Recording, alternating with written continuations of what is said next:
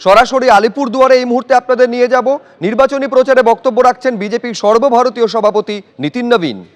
और मैं मानता हूं जब जनता सड़क पर उतर कर अपनी लड़ाई लड़ती है तो कोई गुंडा और छोटा भैया काम नहीं आता है, उसको जेल जाना पड़ेगा या घर में दुबकना पड़ेगा, क्योंकि पश्चिम बंगाल की जनता ने तय कर दिया है कि इस बार का चुनाव पश्चिम बंगाल की जनता लड़ेगी। बहुत दिनों तक मित्रों यहां का जो ये चुनाव है पश्चिम बंगाल का, ये दो विषय पर चुनाव है मित्रों। एक तरफ निर्मम सरकार का भय और भ्रष्टाचार है, वहीं दूसरी तरफ नरेंद्र मोदी के भरोसे की सरकार है, नरेंद्र मोदी के विकास और ऊर्जा के साथ प्रकाश लाने वाली सरकार है। तो मित्रों इस भय और भ्रष्टाचार को खत्म करना है, और जो भरोसा यहाँ की जनता को, पश्चिम बंगाल की जनता को अपने नेता नरेंद्र मोदी पे है, निश्चित रूप से उस भरोसे पे कायम रहेंगे और भरोसे को पूरा करने का काम हमारी सरकार करेगी। मित्रों पश्चिम बंगाल में यहाँ की मुख्यमंत्री ममता दीदी महिला हैं, लेकिन मैं आज पूछना चाहता हूं दीदी से, 16, 17, 18 अप्रैल को नारी शक्ति वंदन अधिनियम के माध्यम से लोकसभा और विधानसभा में 33% आरक्षण देने का काम नरेंद्र मोदी की सरकार करने जा रही है। हमने लोकसभा और विधानसभा में लोकसभा और राज्यसभा में इसको पास भी किया है, अब इसको इंप्लीमेंट करने की बारी है। मित्रों अगर है हिम्मत ममता दीदी में और वो कहती हैं कि हम महिलाओं की रहनुमा हैं, तो उस आरक्षण के बिल पर 16, 17, 18 को आप समर्थन व्यक्त कीजिए, तब मैं समझूंगा कि आप महिलाओं की सही में रहनुमा हैं।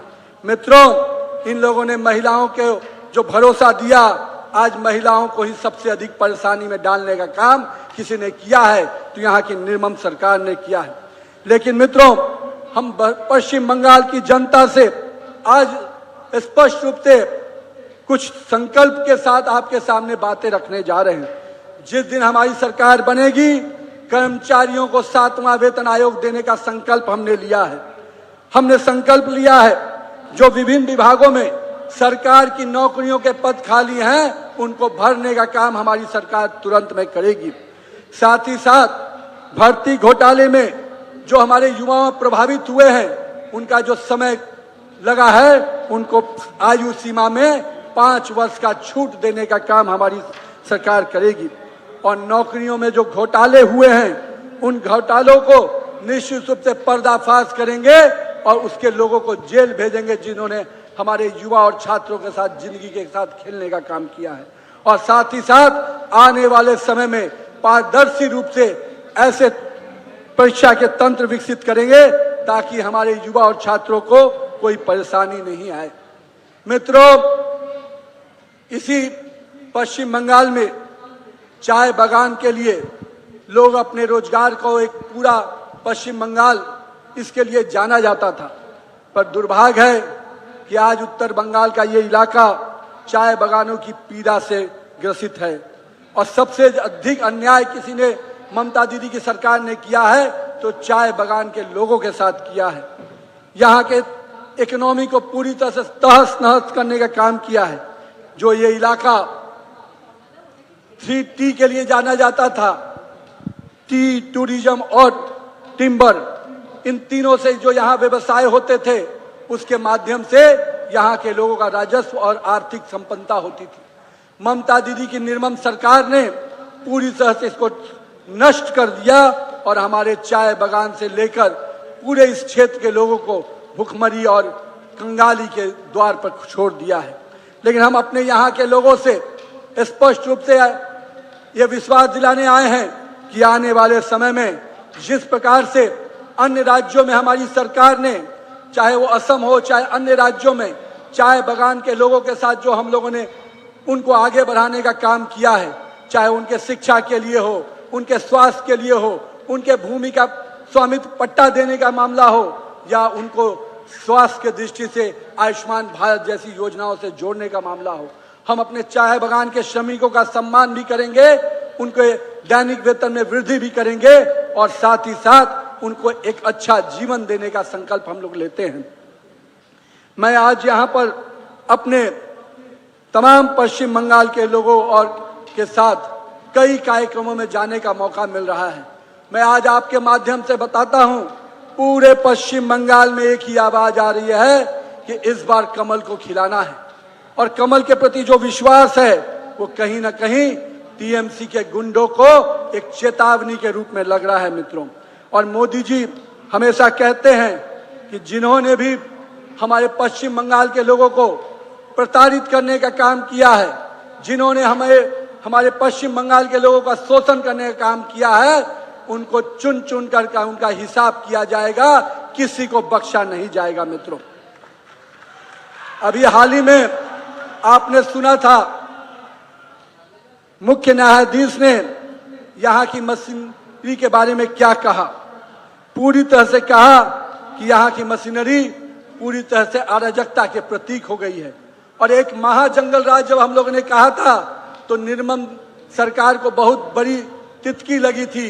लेकिन मैं आपसे पूछता हूं, बिहार में जब हाई कोर्ट ने जंगल राज कहा तो जनता ने उस सरकार को उखाड़ फेंका। अब इसी पश्चिम बंगाल में जब कोर्ट का निर्णय आता है कि यहाँ की सरकार अराजकता फैला रही है, तो मुझे मालूम है पश्चिम बंगाल की जनता भी इस सरकार को सबक सिखाने के लिए तैयार खड़ी है मित्रों। आज हम आपके माध्यम से स्पष्ट रूप से कहते हैं, जो एसआईआर के माध्यम से जो 50-60 लाख लोगों का जो बांग्लादेशी घुसपैठियों का नाम कटा है, ममता दीदी उसके लिए काली कोट पहनकर दिल्ली तक गई थी। लेकिन मेरी माता बहनों के साथ जब अन्याय हुआ तो वो संवेदनशीलता उनके अंदर नहीं थी। उनके लिए न्याय की गुहार लगाने के लिए वो न्यायालय के दरवाजे पर नहीं गई थी। शासन प्रशासन के माध्यम से उनको न्याय दिलाने का काम नहीं किया था।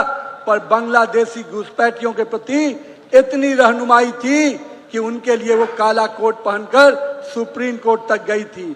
तो दीदी, आपको इतना ही भरोसा है, पश्चिम बंगाल के लोगों पे आपको भरोसा नहीं है और बांग्लादेशी घुसपैठियों पे भरोसा है, तो इस बार पश्चिम बंगाल की जनता भी आप पर भरोसा नहीं करने वाली, आपको सबक सिखाने वाली है। साथ ही साथ मित्रों, विकास के कई पैमाने पे माननीय प्रधानमंत्री नरेंद्र मोदी जी ने पश्चिम बंगाल को करीब दर्जनों ट्रेन और कई 101 रेलवे स्टेशन का शुद्धिकरण किया है। पहली वंदे भारत स्लीपर ट्रेन इसी पश्चिम बंगाल को गुवाहाटी से कलकत्ता तक चलने का काम हमारी नरेंद्र मोदी की सरकार ने किया है। मुझे इस बात की खुशी है कि जो आयुष्मान भारत का लाभ पूरे देश की जनता ले रही थी, उसको रोकने का काम अगर यहाँ की सरकार ने किया है, तो नरेंद्र मोदी ने भी संकल्प किया है कि हम अपने पश्चिम बंगाल के लोगों को आने वाले समय में आयुष्मान भारत के कवच से जोड़ेंगे, जिसके माध्यम से हम गरीब परिवारों को स्वास्थ्य का बीमा दे पाए। साथ ही साथ मित्रों, वाराणसी से कोलकाता का कॉरिडोर निश्चित रूप से विकास के नए आयाम निकलने वाला है। और आने वाले समय में हम लोगों ने पश्चिम बंगाल के लिए जो सपना देखा है, उस पश्चिम बंगाल के विकास के सपने को अगर कोई बढ़ाना है तो आपका विश्वास, आपका समर्थन हमको मिलेगा, तो निश्चित रूप से इस पश्चिम बंगाल के विकास को आगे बढ़ाएंगे। मित्रों, आज पूरे दार्जिलिंग की पहाड़ियों से लेकर सुंदरबन के द्वीपों तक, उत्तर बंगाल के चाय बागानों से लेकर कलकत्ता की गलियों तक आज एक ही आवाज उठ रही है, बदलाव चाहिए, बदलाव चाहिए। मित्रों, इस बदलाव को 4 मई को मैं आप सबसे आग्रह करने आया हूं कि 4 मई को जब परिणाम आएगा तो पश्चिम बंगाल में फिर से होली होगी, और ये होली भगवा होली होगी जो हर गली और मोहल्ले में मनाई जाएगी। मित्रों, तो आइए इस बात का संकल्प करें कि आने वाले समय में हम इस चुनाव के माध्यम से न्याय की लड़ाई लड़ेंगे। जनता के इस आवाज को निश्चित रूप से चुनाव के दिन, चाहे वो 23 अप्रैल का हो, चाहे 29 अप्रैल का हो, उस दिन एक एक मत भाजपा की झोली में गिरेगा। और आपका आशीर्वाद निश्चित रूप से यहाँ जहाँ डबल इंजन की सरकार बनाएगा, वहीं इस अराजकतावादी भ्रष्टाचारी सरकार को उखाड़ फेंकने का काम करेंगे। मित्रों, मैं जनता, आज पश्चिम बंगाल के इस इलाके में, जिसका नाम, क्या नाम है भैया यहाँ पर, अलीपुर, द्वार। मुझे लगता है ये अलीपुर द्वार से विकास नहीं आया है, इससे विनाश आया है। यहां से प्रकाश नहीं मिल रहा है, यहां से अंधकार मिल रहा है। तो इस अलीपुर द्वार को बदलकर निश्चित रूप से एक ऐसा नाम होगा जो विकास के द्वार खोलेगा, जो हर घर घर में प्रकाश लाने का काम करेगा। तो मित्रों, हम विकास के लिए, घर घर में रोशनी और प्रकाश पहुंचाने के लिए संकल्पित हैं। हम नरेंद्र मोदी के नेतृत्व में पूरे देश में जो विकास के नए आयाम जोड़ रहे हैं, और यही पश्चिम बंगाल जिसने वंदे मातरम का सृजन किया, जिसने वंदे मातरम ऐसे गीत दिए जिसने अंग्रेजों को बाहर करने का रास्ता दिखलाया था, उसी वंदे मातरम का अपमान करने का काम यहाँ के टीएमसी के सांसदों ने किया है। तो मैं अपने पश्चिम बंगाल के लोगों से आग्रह करने आया हूँ, मित्रों, जिसने इस वंदे मातरम का अपमान किया है, जिस वंदे मातरम ने अंग्रेजों से हमको मुक्ति दिलाई, इसी वंदे मातरम की आवाज को गुंजायमान कीजिए और पश्चिम बंगाल से, टीएमसी की सरकार से पश्चिम बंगाल की जनता को मुक्ति दिलाइए। तो आइए इस वंदे मातरम के जय घोष के साथ इस आवाज को बुलंद करिए। पाल्टानो दरोकार, पाल्टानो दोरकार, पाल्टानो दोरकार। आवाज और गूंजनी चाहिए ताकि हर मोहल्ले तक ये आवाज पहुंचे। पाल्टानो दोरकार, पाल्टानो दोरकार। जय बीजेपी सरकार। वंदे मातरम, वंदे मातरम। जय श्री राम, जय श्री जय राम। श्री राम। এবিপি আনন্দ, এগিয়ে থাকে, এগিয়ে রাখে।